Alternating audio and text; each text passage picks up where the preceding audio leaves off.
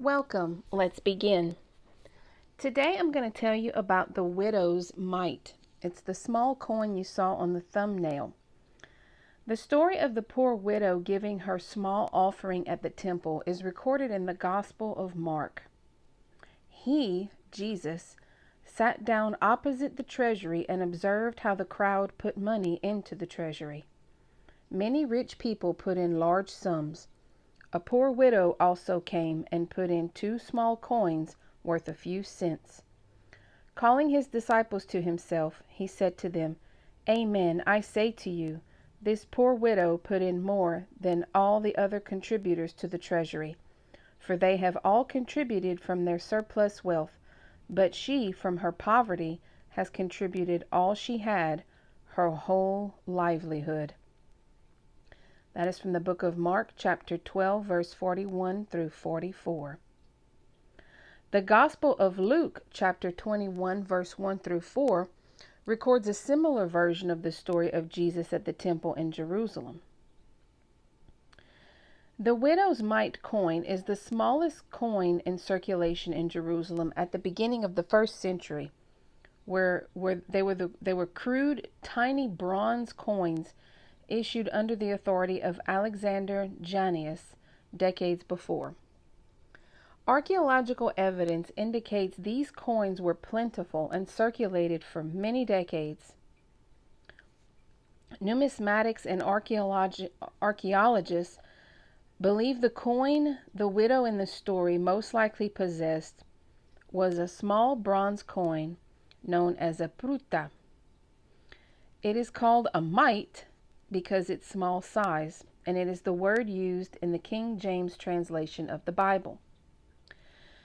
The obverse, which is the front of the coin, has Hebrew script between the rays of a star with 8 rays within a diadem.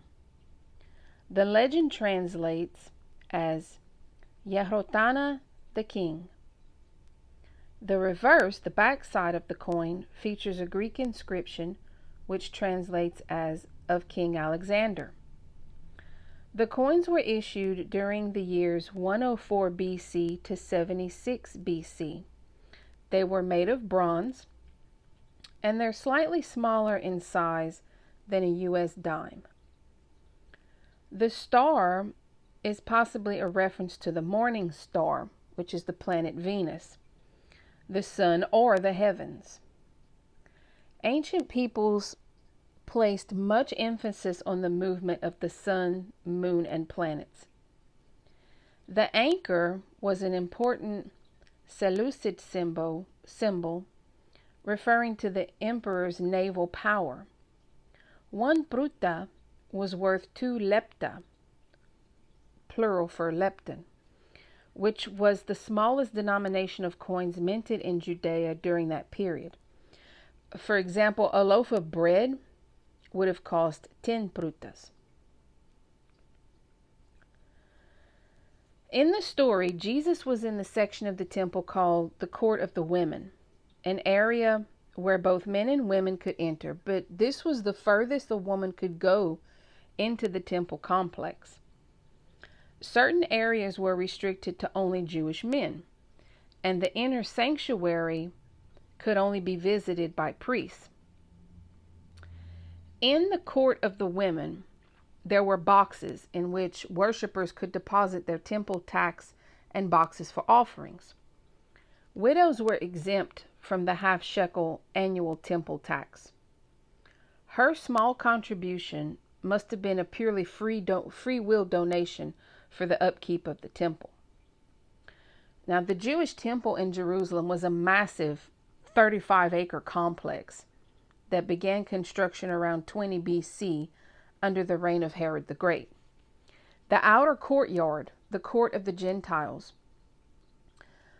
was like a bazaar with dealers of many kinds, sellers of temple sacrifices, food vendors, and money changers. This is the temple where Mary and Joseph took their young son Jesus to present him to the priests. When the days were completed for their purification, according to the law of Moses, they took him up to Jerusalem to present him to the Lord. That is the verse from the book of Luke, chapter 2, verse 22. Now, the innermost part of the temple was the Holy of Holies, a room that could only be entered once a year by the high priest. Nearly all of the temple was destroyed when the Romans invaded and conquered Jerusalem in the latter half of the 1st century AD. Thousands of tourists and pilgrims visit the remains of the temple in Jerusalem each year to this day. Though archaeological evidence points to the Pruta of Janaeus as the most likely candidate for the widow's mite, there are other coins that could have been in the story. The other coins struck under the authority of Jannaeus, I don't know if I'm saying his name right or wrong, Jannaeus, Jannaeus, carried designs of anchors, stars, cornucopias, lily flowers, and a palm branch. The inscriptions are in Greek, Aramaic, and Hebrew, with the latter frequently containing errors. Historians explain these mistakes by noting that even as early as Jannaeus' time, the ancient Hebraic characters had already given way to modern Hebrew, Aramaic script. Thus, engravers of the dies for the coins had to copy from old scrolls and manuscripts in the libraries. Since they were unfamiliar with the obsolete alphabet, mistakes were very common. Coins were struck in Judea beginning in the 4th century BC until the 2nd century AD, when the region was dominated by the Romans. Due to the second commandment in the Bible handed down by Moses, "You shall not carve idols for yourselves in the shape of anything in the sky above, or in the earth below, or in the waters beneath the earth. You shall not bow down before them or worship them." That's in Exodus chapter 20, verse 3 through 4. The Jewish coins do not have humans or animals as part of the coin's design. Nearly all ancient Judean coins are made of copper or an alloy and were used for day-to-day transactions. Larger transfers of wealth were handled with Roman, Greek, or Syrian silver and gold coins. Now, who was Alexander Jannaeus? He was the great nephew of the hero of the Maccabean revolt from 167 to 160 BC. He became ruler of Judea in 103 BC. In addition to becoming the high priest, he assumed the title of king, and for the first time the ruler of Judea was on par with the rulers of the Hellenistic world. As a young king, Alexander was aggressive in expanding his kingdom. Through bloody conquest, he was able to gain control of the entire coast of Palestine, from Mount Carmel in the north to Egypt in south, except for Ascalon.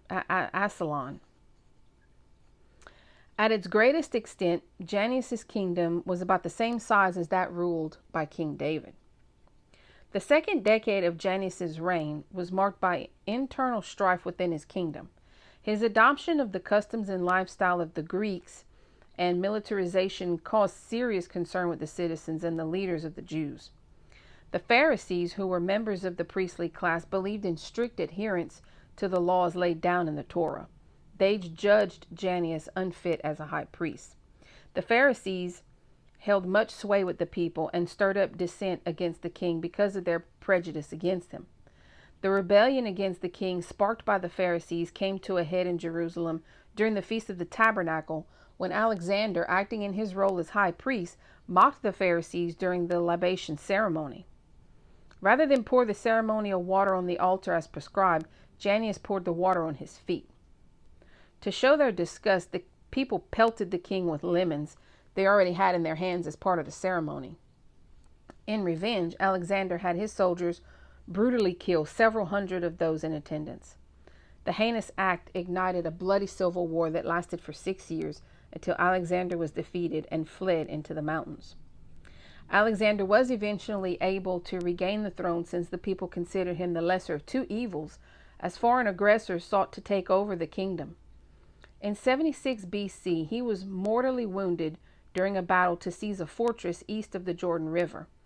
On his deathbed, he passed his ruling authority to his wife, Salome Alexandria, and the high priesthood to his eldest son, Hyrcanus II. Now, how much do widows' mites cost? If you would like to purchase a genuine widow's mite coin, they're not as expensive as one would expect for a genuine coin that's 2,000 years old. They're under $50. Two things to keep in mind. Firstly, buy from a reputable dealer, as many fakes exist. And secondly, realize these coins are crude by today's standards. Typically, ancient Judean coins appear to be crude lumps of copper that are barely discernible. This is the type of coin you can purchase for under $50. To obtain a well-centered coin with readable detail, expect to pay much more. To make sure you obtain a genuine coin, purchase a coin that has been professionally graded by one of the coin grading services, PCGS, NGC, ANACS, or ICG.